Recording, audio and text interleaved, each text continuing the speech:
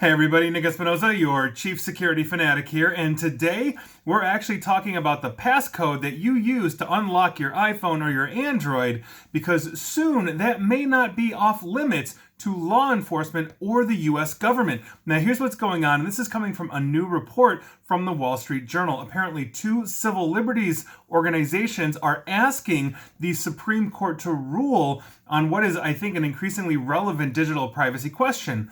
Do Americans have a constitutional right to keep their passwords or their passcodes secret? Now, obviously, this is a very contentious legal issue. It is essentially unsettled here in the United States, according to lawyers with the ACLU, that's the American Civil Liberties Union, and the EFF, or Electronic Frontier Foundation. Basically, on Thursday, 2 days ago, they filed a petition with the Supreme Court asking them to decide on this matter. And we're going to see, obviously, if the Supreme Court takes this. Now, the initiative is essentially the latest twist, what is basically a tug of war between technology companies who have been continuously increasing their security. I recently did a video on basically all of the new privacy things that the new operating system for iPhone has that shows you how the Facebooks and everybody else of the world are data mining you. It's them essentially versus law enforcement authorities who have increasingly relied on digital evidence to make their cases. Also, now by default, both Android and iPhone, if you're buying them new, usually if you're buying the top tier ones, are actually encrypting right out of the gate. So if you give it a good strong password, it's a pretty tough thing to break into. And if you recall 5 years ago, and I wrote articles on this, one of them called Apple and Goliath, the Justice Department, basically this is under President Obama, tried to compel Apple to essentially develop a way for law enforcement to basically access locked iPhones. If you recall, there was a shooter in San Bernardino, and the FBI had essentially the phone, but it was locked and encrypted. And so the FBI went to Apple and said, we need you to break into your own encryption. And Apple said, no.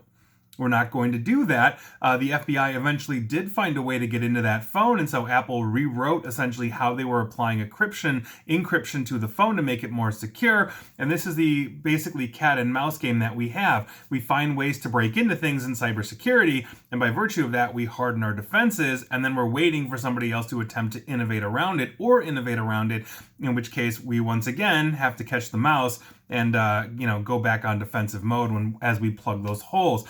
Investigators are currently relying on private companies, this is what happened with the FBI in San Bernardino as well, that essentially hack into these phones as a way to uncover the data inside, but the government wants basically that option themselves.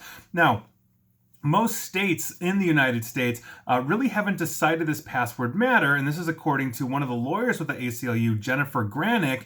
And so while U.S. law is clear that the police cannot force you to divulge, let's say, a combination for a safe, for example, it's not the case with an iPhone passcode, and it's kind of ambiguous. Now, I find this actually really interesting because I did a video on a court case, obviously a much lower court case than a court than the Supreme Court, that basically said anything that shows up on the phone that's locked. So, for example, the police cannot compel you to lock your phone, but let's say you get a text message from an accomplice and it pops up on that screen as a notification outside of what's locked on your home screen.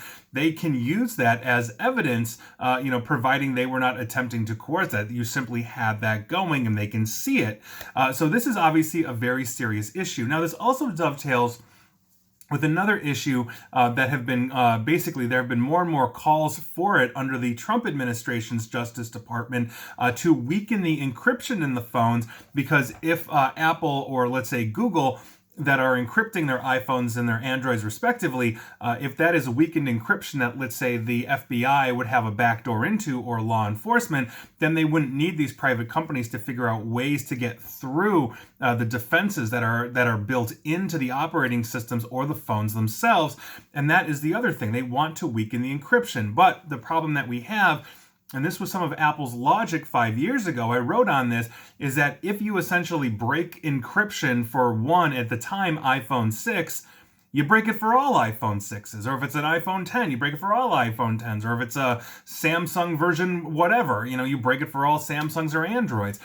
This is what we're talking about here. And if we are putting these things into place. If the FBI, for example, gets this weakened encryption key, the concern then is that if that gets out or that leaks out, somebody else is going to either get it and then easily walk into these phones, or they're going to figure out exactly how that backdoor was put in there by Apple or Google and exploit it to the nth degree. It essentially makes us weaker. Now, I also understand that encryption technology has been the bane of law enforcement's existence, in the sense that it makes it much harder to find things or run things like MITM, man-in-the-middle attacks, to capture data as it's moving back and forth, let's say for intelligence services that are tracking a known terrorist organization or something along those lines. Or if you're picking up a phone that is fully encrypted or a laptop, to have to break through that encryption in order to actually access the data inside can slow down investigations. And I understand there's always a scenario of, the ticking time bomb, which is, I believe, that moral question. Would you torture somebody to stop something if you believe they knew that a bomb was going to go off in an hour? Is it morally okay to torture that person to get that information from them? And they're essentially, I think this falls into that vein. You're obviously not torturing the person to have them unlock their iPhone, or their Android. But if you're allowing the companies a simple way to get into it via the back door, then what you're essentially saying is encryption and total privacy is off the table. And I think that speaks to the lowest common denominator in society, which is what I'm driving at here, in the sense that most of us, like myself, probably all of you that are watching this, are not actually criminals. We are not doing things that would cause law enforcement to need access into our devices, into our phones. And so do we lower our standards for our privacy and our security because basically the vast minority of the planet are criminals that will be using the technology and the privacy that we love and we want to their own advantage? And I think that's the question that we have to answer. I'm sure I'm going to get answers from both sides of the table here. People that are very pro weakening the encryption but still maintaining it, meaning if my phone is stolen, let's say by a robber on the subway or something, the encryption is there and that person's not going to see my data, but if law enforcement needs it, now they have access. I'm going to see the other side of the aisle too probably weigh in, saying absolutely in no circumstances should anybody have access to your phone without permission unless compelled by, let's say, a court order. Okay, is there a middle ground? I'd love to hear that as well. I'm pretty libertarian when it comes to these kinds of things. I given what I do, I'm very much for the right of privacy. I'm very, very much for strong encryption. I also understand there's a balance in the same way that, you can't yell fire in a crowded theater unless there's a fire.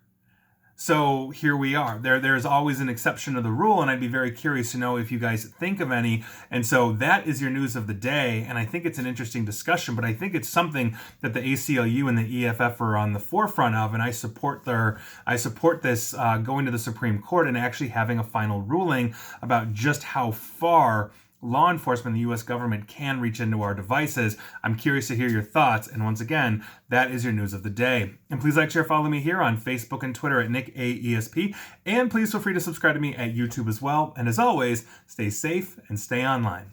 Thanks, everyone.